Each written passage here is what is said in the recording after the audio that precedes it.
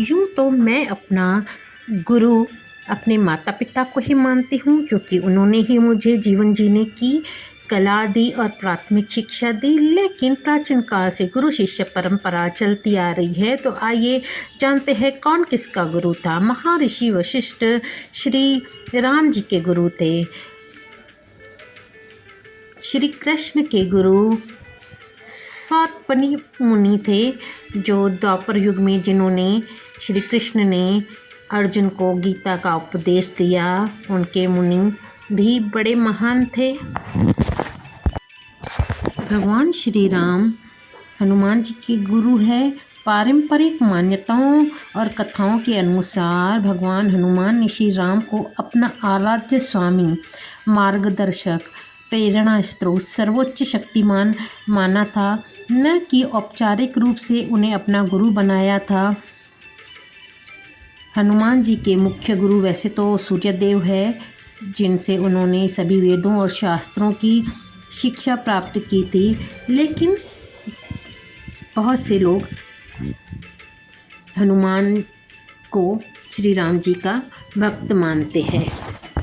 देवताओं के गुरु बृहस्पति को माना जाता है। देवताओं के ने महर्षि अंगिरा के पुत्र बृहस्पति को उनकी असीम बुद्धि, वेदों के प्रगाढ़ ज्ञान और धर्म नीति में प्रवीणता के कारण उन्हें अपना देवगुरु बनाया था। श्री शुक्राचार्य को असुरों का गुरु माना जाता है। पौराणिक कथाओं में असुरों ने शुक्राचार्य को अपना गुरु इसलिए बनाया था क्योंकि वे अत्यंत ज्ञानी तपस्वी थे और उनके पास मृत असुरों को जीवित करने वाली संजीवनी विद्या थी, और इसलिए शुक्राचार्य को असुरों ने अपना गुरु बनाया था।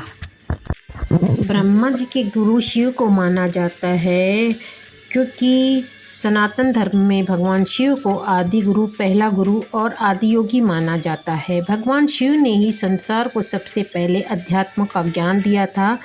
भगवान ब्रह्मा सृष्टि के रचयिता है, लेकिन जब उनका जन्म हुआ था तब उन्हें यह समझ में नहीं आया कि उनका कर्तव्य क्या है, वो दुनिया को कैसे चलाए और क्या करें।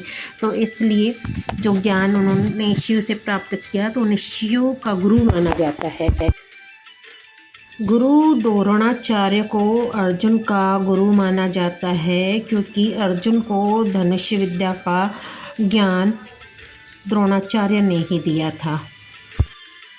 महाभारत के दानवीर कर्ण के गुरु परशुराम को माना जाता है। कर्ण ने भगवान परशुराम को अपना गुरु इसलिए बनाया था क्योंकि वह सर्वश्रेष्ठ धनुर्धर बनना चाहते थे, लेकिन सूत पुत्र होने के कारण गुरु द्रोणाचार्य ने उन्हें शिक्षा देने से साफ इनकार कर दिया था। परशुराम केवल ब्राह्मणों को शिक्षा देते थे, इसलिए कर्ण ने उनसे दीक्षा पाने के लिए खुद को ब्राह्मण बताया था।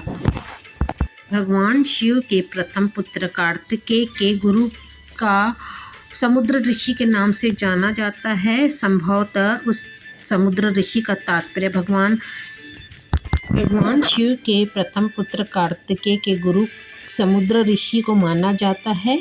संभवतः इसका तात्पर्य भगवान कार्तिकेय द्वारा भगवान शिव या शब्द ब्रह्म प्रणव मंत्र ओम को अपना गुरु या ज्ञान देने से है, क्योंकि पौराणिक कथाओं में कार्तिकेय ने शिव को ओम का रहस्य बताया था। उसके द्वारा लिखे गए नाम समुद्र से भ्रम प्रतीत होता है, इसलिए उनके गुरु समुद्र ऋषि को माना जाता है। मीराबाई का संबंध कृष्ण से जोड़ा जाता है, जिन्होंने विष का प्याला पिया था और अमर हो गई थी, और इसी कहानी से मीराबाई बहुत प्रचलित हो गई थी। ऐतिहासिक और धार्मिक ग्रंथों के अनुसार 16वीं शताब्दी के कृष्ण भक्त मीराबाई के आध्यात्मिक गुरु संत रविदास अर्थात रैनदास थे। चाणक्य चंद्रगुप्त मौर्य के गुरु थे।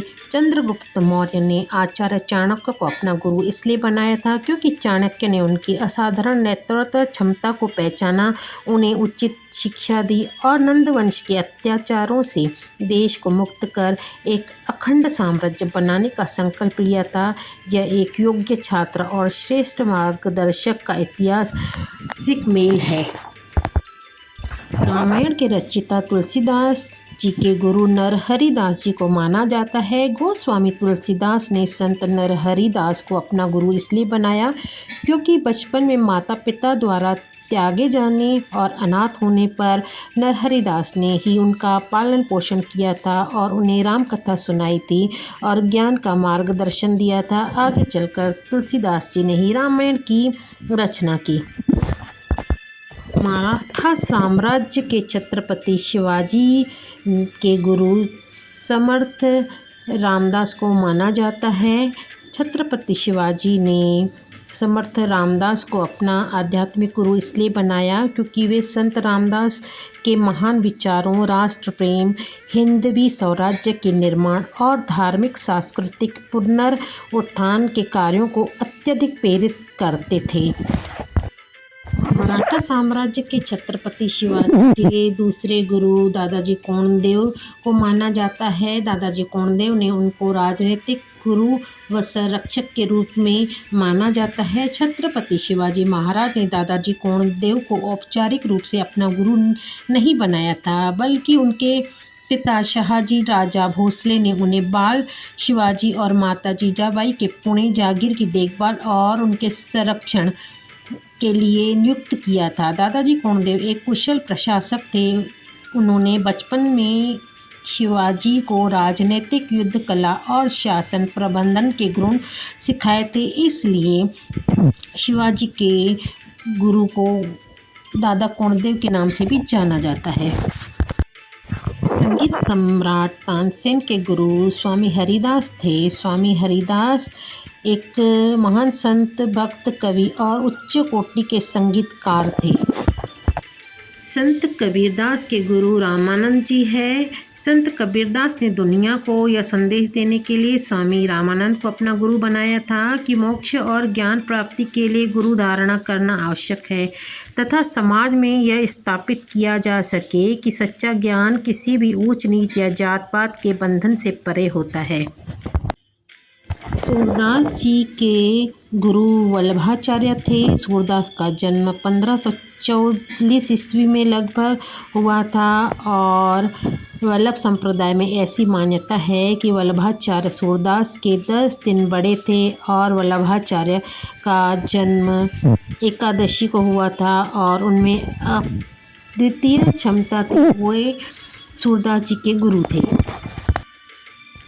राष्ट्रपति महात्मा गांधी जी के गुरु गोपाल कृष्ण गोखले को माना जाता है।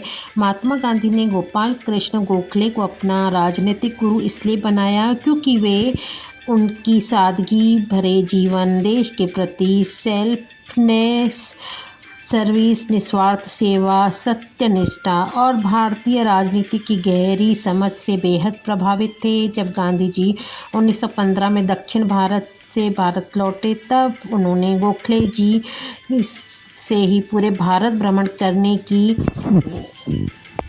शिक्षा प्राप्त की थी।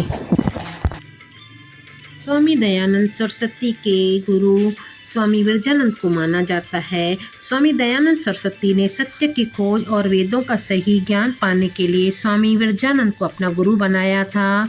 वे लगभग 15 वर्षों तक देश भर में ऐसे योग्य गुरु की तलाश में घूम रहे थे जो उन्हें जीवन, मृत्यु और धर्म का असली रहस्य से परिचित करा सके और आखिरी में लास्ट में स्वामी विरजानंद को उन्होंने अपना गुरु बनाया।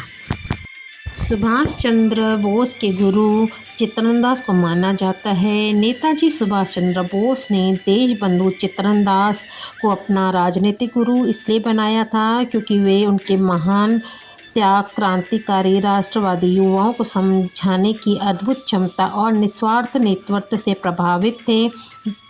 दास ने अपने आलीशान जीवन और वकालत को देश के लिए छोड़ दिया था, जिससे सुभाष चंद्र जी को राष्ट्र सेवा की सच्ची प्रेरणा उनसे मिली थी। अमर शहीद संत कंवरराम के गुरु स्वामी सतराम दास जी को माना जाता है। जलगांव के गोदड़ी वाले बाबा हरदास राम जी के गुरु संत कंवरराम को माना जाता है। समाधा आश्रम के पूज्य उदासीन संत शिव भजन महाराज जी के गुरु गोविंद भजन है। छत्तीसगढ़ की राजधानी रायपुर में बने शदानी दरबार के युधिष्ठिर लाल महाराज, जो कि नवी पीठाधीश्वर पर पदासीन है, उनके गुरु उनके पिता गुरु गोविंद दास जी है। मेरे पिता कन्हैयालाल हरवाणी ने अपना गुरु गोदड़ी वाले बाबा हरदास राम साहब जी को बनाया था।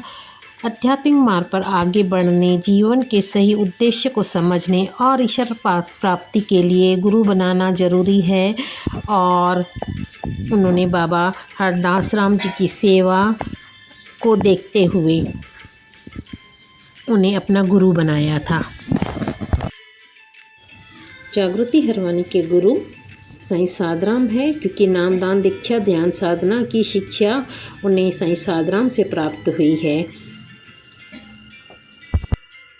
भगवान गणेश, जिनका हर शुभ काम में पहले पूजा होती है, जो हिंदू धर्म ग्रंथों के अनुसार भगवान गणेश बुद्धि और ज्ञान के देवता है और सभी गुरुओं के गुरु है, लेकिन उनके गुरु उनके पिता शिव जी है, तो भगवान गणेश के पिता शिव को ही उनका गुरु माना जाता है।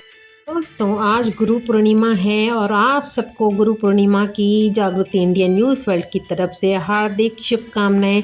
हम आपका न्यूज़ के साथ जनरल नॉलेज भी बढ़ा रहे हैं। ऐसी ही नई नई वीडियो देखने के लिए आप हमारे चैनल जागृति इंडियन न्यूज़ वर्ल्ड के साथ बने रहिए। मिलते हैं दोस्तों अगली वीडियो में, तब तक के लिए जय हिंद।